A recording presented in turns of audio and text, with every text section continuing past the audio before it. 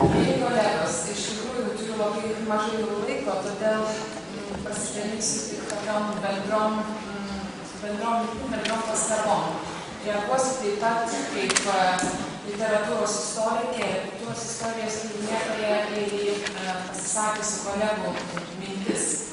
Iš tiesų, Sauliaus Žuko klausimas ir replika buvo teisingas ir savalaikis. Problemos, su kuriomis susiduria lituanistai dėstydami lietuvių kalbą ir literatūrą mokyklose, atspindi pasakojimo nesukūrimas apie kultūros mūsų ir literatūros istoriją, atspindi problemas, kurios egzistuoja akademinėme diskurse. Ir todėl nėra jokios abejonės, kad literatūros ir kultūros istorikai, mokslininkai taip pat yra kaltininkai to pasakojimo nesukūrimo, kurio negalime perteikti šiandieną ir mokykloje. Pasakojimo sukūrimas ar kategorijų analizė įvairiausių yra, aišku, mūsų bendros visuomenės bendra akademikų ir mokytojų užduotis. Ir todėl, iš tikrųjų, štai ir toks pavyzdys, kaip šiandien sakome, tą terminą senoji literatūra. Iš tiesų, būčiau beveik prieš tokį terminą, mes jį įsivedėme taip iš tokio vargo senoji literatūra, šiandien nebežinome, kur jis baigėsi, bet kodėl mes neįsivedame terminų, paprasčiausių, tradicinių, kurie egzistuoja visoje Europoje, visoje vakarų Europos istorijoje ir kultūros ir literatūros istorijoje, kurie aiškina, kad yra viduramžių, renesanso, baroko, apšėdos, romantizmo literatūra ir tiesiog nereikės taikyti tų terminų, kad yra kažkokia senoji ir kažkokia naujoji literatūra, kurie buvo įsivesti kažkada, kuomet mes buvom nepagrindę dar sąvokų ir neįvedę lietuvių kultūros istorijos į vakarų, nepritaikę jai tiesiog vakarų kultūros modelio. Dėl to senoji literatūra yra toks, sakyčiau, tikrai nemoksliškas ir nepedagogiškas apibrėžimas, prieš kurį savaime kyla galbūt ir vienokie ar kitokie pasisakymai ar priešgyniavimas būtent ją studijuojant. Šiandieną būtent studijuodami literatūros istoriją mes štai ir galėtume gliaudyti tokias sąvokas, kaip mūsų būtent klasikai literatūros istorijos formavo pirmosius apibrėžimus, pirmasis kategorijas. Štai pavyzdžiui, žodžius protas, kas jį įvedė į lietuvių literatūrą, žodis sąžinė, žodį likimas, žodžius, kurie telkia mūsų bendruomenę. Tai būtent literatūros istorija mums tas kategorijas pateikė ir per šitų kategorijų tam tikrą kontekstą ir analizę mes galėtume labai puikiai supažindinti mokinius su tomis klasikinėmis literatūros istorijos prasmėmis. Iš tiesų, ir Mindaugas Kvietkauskas šiandien apie tai, ką kalbėjo, galima būtų tą problemą šiandienos. Ar reikia pasirinkti įvairius modulius, ar dėstyti kanoną, kuris yra kažkuria prasme mūsų prigimtyje.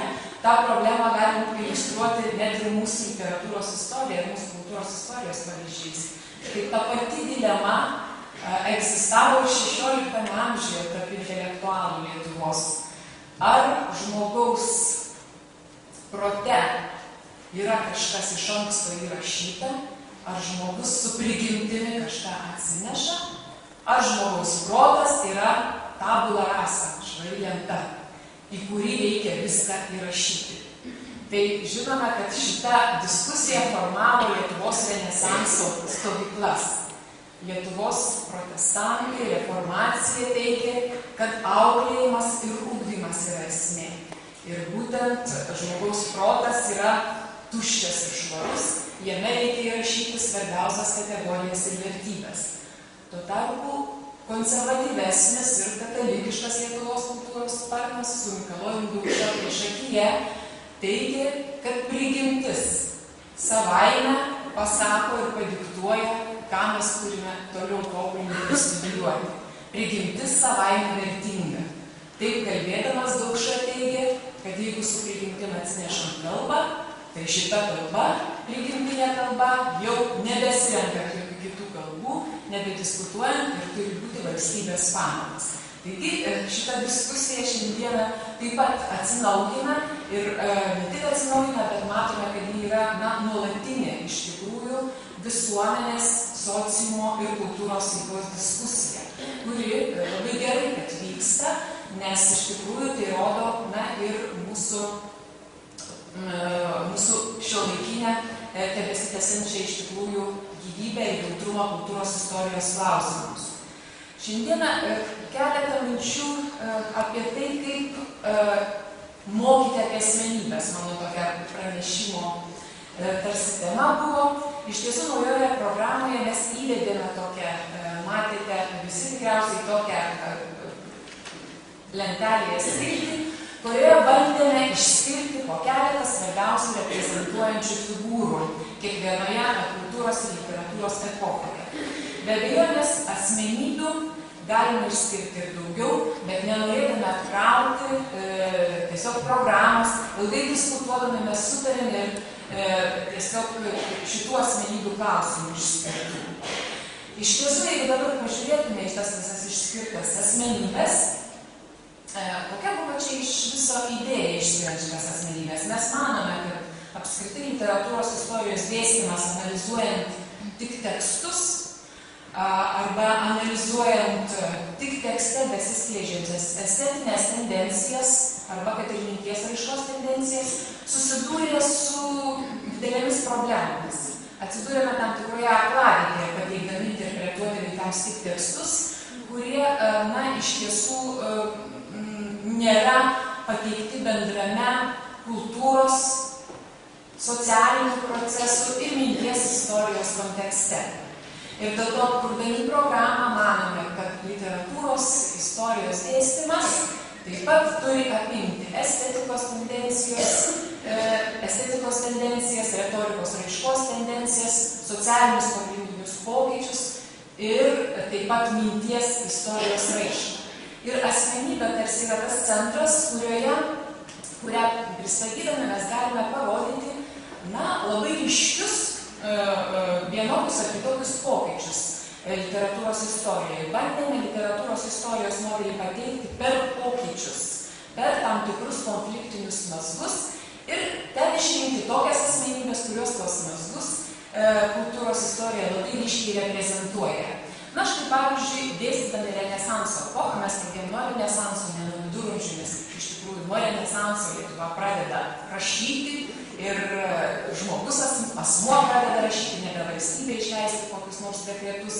Taigi nuo Renesanso literatūroje štai išskyrėme dvi asmenybės – Abraomą Kubilietį ir Mikalojų Kristupą Radvilą Našlaitėlį.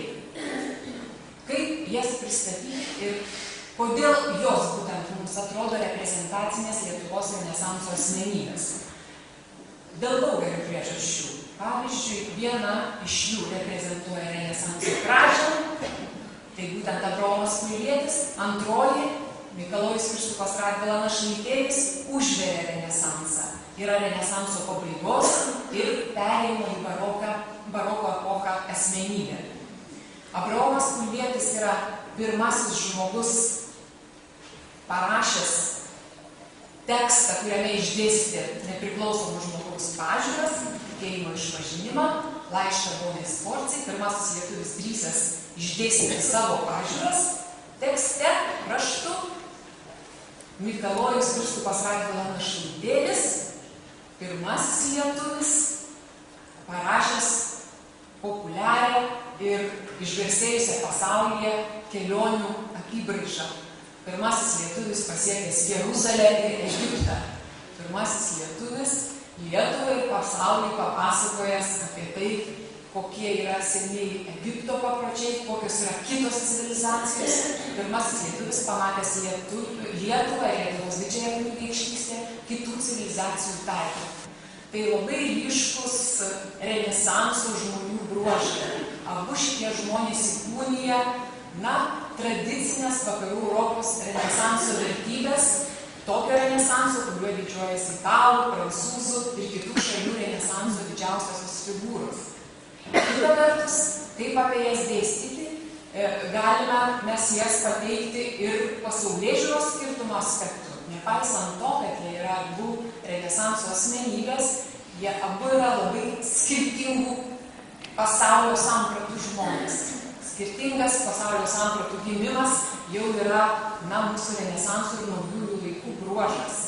Ir būtent mes jas čia parenkame taip, kad Abraomas Kulvietis yra reformacijos ir evangelizmo pradininkas ir jis reprezentuoja reformacijos pradžią Lietuvoje, lietuviškų knygų pradžią, lietuviško žodžio pradžią.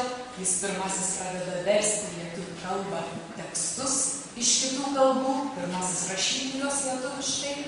Tuo tarpu Mikalojus Kristupas Radvilanas Šaltietis, kaip jau antros kartos, vėlesnės kartos užvenčius renesansą žmogus, yra žmogus, kuris vėl grąžina Lietuvos reformacijos idėjas, tarsi lieka permąstyti, grįžta į katalikybę ir vėl iš naujo mąsto apie katalikiškosios kultūros privalumus.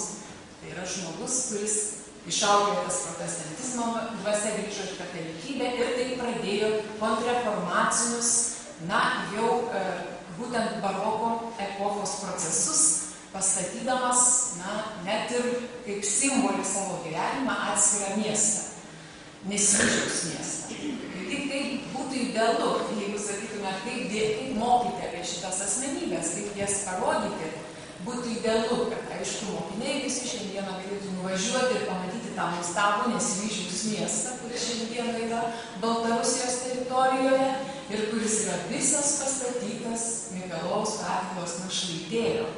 Pradedant pilimi, didžiulė ir pačia gražiausia šiandieną Baltarusijos pilimi, baigiant jėzuitų kolegiją, vienuolynais, kaip Andrius Volanas, pirmasis apie jų biografiją parašęs 16 amžiuje, sakė, jis sukūrė Lietuvoje miesto kultūrą, sukūrė mūrinį miestą. Iš medinės Lietuvos padarė mūrinio vakarų Europos miesto pavyzdį. Taigi, iš tikrųjų, kaip mokyti apie asmenybės pristatant mokykloje, jų vaizdinius, jų biografijas labai išskirtines, tai iš tikrųjų asmenybės, kurios nebuvo tipiškos to meto asmenybės, o asmenybės, kurių biografijose Lietuvos istorijos atžvilgiu buvo nepaprasti momentai, iškilus labai momentai. Jas parodant, mes iš tikrųjų galėtume praplėsti ir įtvirtinti savo literatūros istorijos kategorijas. Nes šitos asmenybės, kurios buvo iškeltas, mes literatūros čia jau labui turime pasakyti, visos jos rašė. Nei viena iš šitų asmenybių nėra asmenybė, kuri pasižymėjo kitose būtent meno srityse. Tai literatūros privalumas čia mums yra būtent šitos asmenybės. Ne tik buvo iškilios politinės kultūros figūros, bet jos paliko labai iškilius tokius reprezentacinius kultūros epochų tekstus, nebūtinai grožinės literatūros, tiesiog minties paminklus. Ir visos šitos asmenybės galėtų būti būtent analizuojamos ir parodomos per šitos minties paminklų analizę. Tai ačiū už dėmesį.